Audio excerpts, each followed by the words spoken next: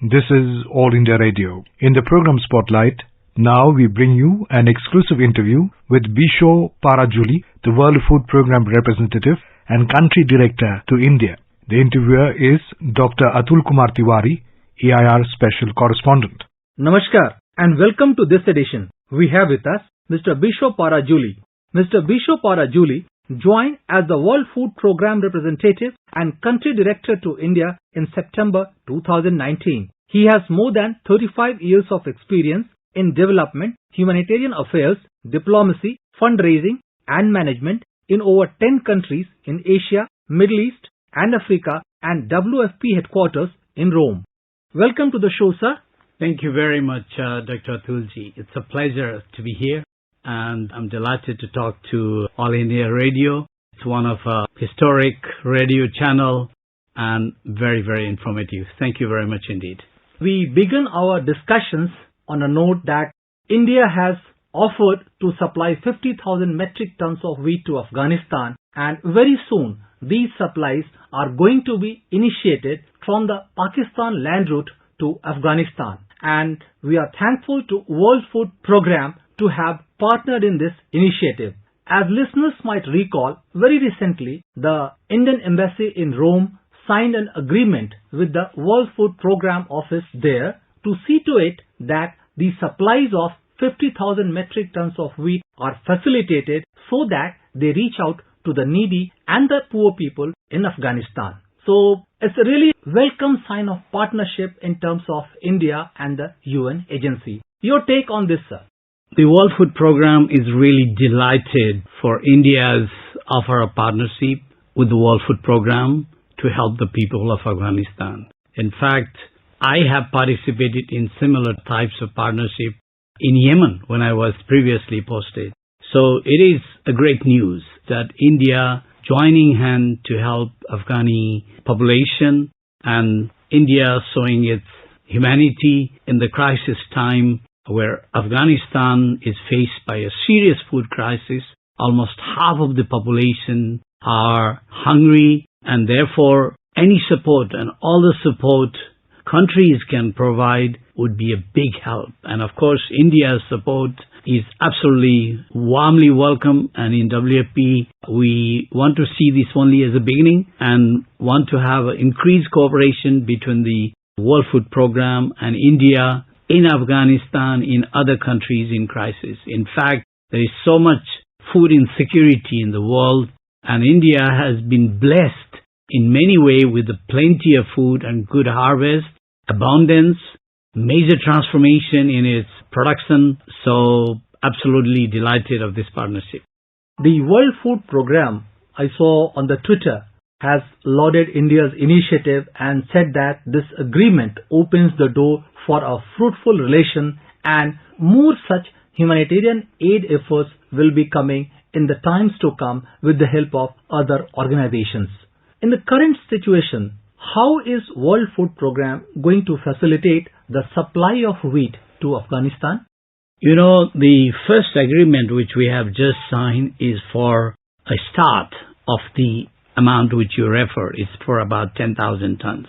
And India is going to be delivering this in Kandahar. And from there, WFP, with its own structure and manpower and logistics setup it has, will take it to the farthest point in and within Afghanistan. In fact, WFP currently has about 176 trucks of its own. It's going to increase over 200 units, and it has close to 580 staff in Afghanistan. So because what we make sure in WFP is the food reaches to the people who need it. And this is what we ensure in our program and operations across the world. You mentioned that the premier UN agency ensures that the food reaches out to the needy and the people who really require it. Many international agencies and the governments have said that one of the key issues in terms of outreach of the aid in Afghanistan is to ensure that it should be distributed in a non-discriminatory manner. How are you going to ensure it? all humanitarian aid follow humanitarian principle, which is making it delivered to the needy without any discrimination, non-interference, and in a way that there is a full accessibility. The good thing is WFP has been in the country for many years through the thick and thin periods, and we have proven ourselves as a humanitarian, and we are trusted partners across the world. And everybody knows WFP, when it's involved, it makes sure everyone needing receives it. And furthermore, WFP also ensures to its donors that there is a full accountability of the aid WFP receives and reported and accounted. So therefore, we have a full mechanism through the network of staff, the partner civil society organization, and trucks, the logistics mechanism. So we're expert in that. So, we make sure it happens, and we're trusted by everybody. We saw India made the offer way back in October. Then the negotiations went on for about 3 months. And then finally, India signed an agreement with the World Food Programme. In the meanwhile, the contours of the program, how it will be distributed, how it will reach out, all this process, how has it evolved, and what level the deliberations were held? First of all, it also has been a COVID period, sadly. And we had a third wave of COVID.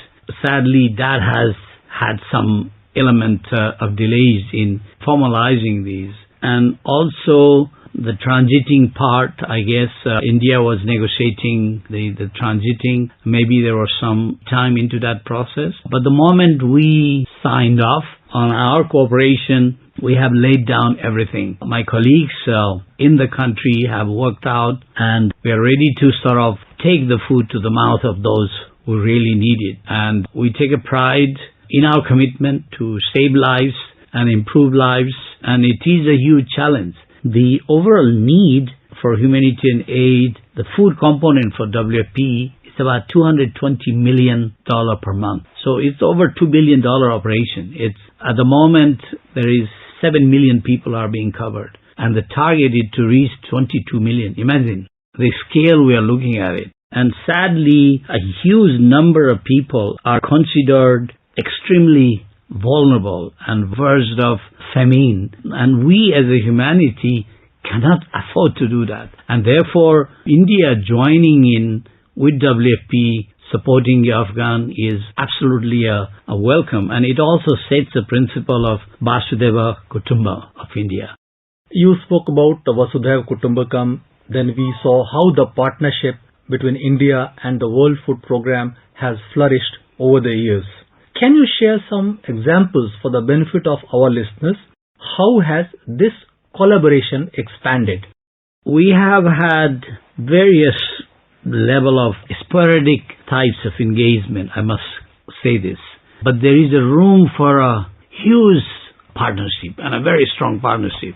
For India, spreading the whole message of Sarve Bhavantu Sukhina Sarve and the principle of Vasudhaiva Kutumbakam in practice, and in areas where India has really transformed itself and is capable of, and especially during the current COVID time, the people affected by hunger and food insecurity have doubled from 130 million to 270 million. There is still 811 million people who do not have enough to eat, sadly, globally. Unfortunately, the climate change has affected lots of people in terms of food insecurity. The war and conflict which is taking place in a number of countries have continued, and people displacement have happened, continue to their inability to be in their own land and etc. So there has been this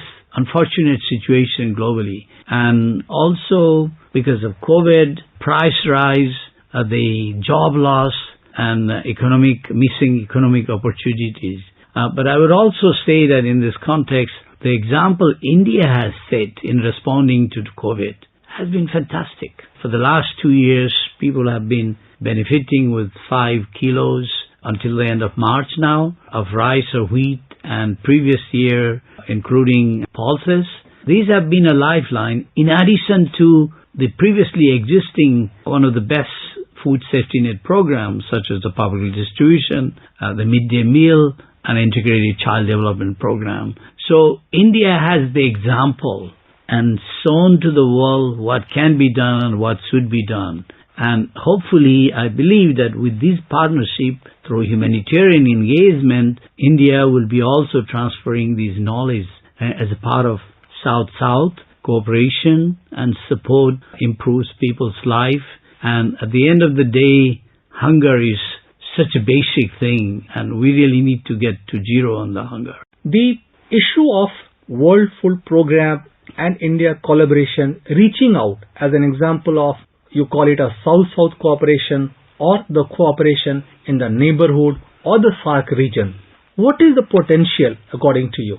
Honestly, there is a huge potential and we have not even scratched it. In fact, I have very strongly been advocating increased collaboration in improving food and nutrition security, food safety net program, the agricultural promotion. India's transformation in agriculture in the last 50 years from food deficit country with 50 million tons plus to now the estimated harvest prospects is about 316 million is a major transformation. The food safety net program India runs assisting nearly 1 billion people is one of the greatest examples. Plus the various support program India has supporting small farmers, support in agriculture inputs, the financial provisions, the market, the whole supply chain networks, credit system. I was last week in Odisha. I went to farmers' point where they are buying rice. The way it works is flawless, and a farmer is informed, bring your rice. The farmer brings it, it's weighed, quality checked. Within 48 hours, he or she receives the money. Great incentive. We are observing International Year of Millets, and we have seen quite a few things being cited about the importance and the relevance of millets and how the efforts are being made to increase its production in India and across the globe. Your take on this? First of all, thank you for asking that question. In fact, I'm a very strong proponent of use of millet and often called superfood. It has more minerals, fibers, and vitamin compared to general cereals. It's also adaptable to climate change, so it needs less water. It can grow in a harsh condition. I'm so glad to say that the Odisha state has taken a very proactive role to promote use of millets, including use of these in the public distribution program. In fact, a couple of months back, I was in Rajasthan. I was advocating that to the Chief Secretary of Rajasthan. Indeed, it is a good thing to do. And personal experience, I went to a millet cafe in Bhubaneswar and I brought some biscuits. I tell you, I bought 3 boxes and I found them so good, I went and bought 2 more. So I would say, please, anyone listening, try it and you will love it. And it's very healthy, and I think we should promote this, and I also hope celebrities and others give a big voice on millet. Quite a strong advocate in terms of the millets, and rightly so, as the people and the nation, all of them, they look forward to the ideas which contribute towards the growth of a healthy nation and healthy continent in the times to come. Pleasure talking to you, Mr. Parajuli. Thanks a lot for sharing your valuable time and sharing your insights with our listeners. Thank you very much for this opportunity. Just to tell you on millet, WFP has done a study in terms of best practices of millet production, promotion, and policies and practices in Odisha. In fact, we signed an agreement with Niti Aayog to promote that across, and I want to really congratulate India for pushing it in the General Assembly 2023 as the year of millet, and I think there is so much to gain from this. Thank you for inviting me, and delighted to be here again and talk to you. You were listening to an exclusive interview with Bishow Parajuli, the World Food Program representative and country director to India. The interviewer was AIR Special Correspondent Dr. Atul Kumar Tiwari. This program was produced and presented by the News Services Division of All India Radio. This program is also available on our YouTube channel, News on AIR Official.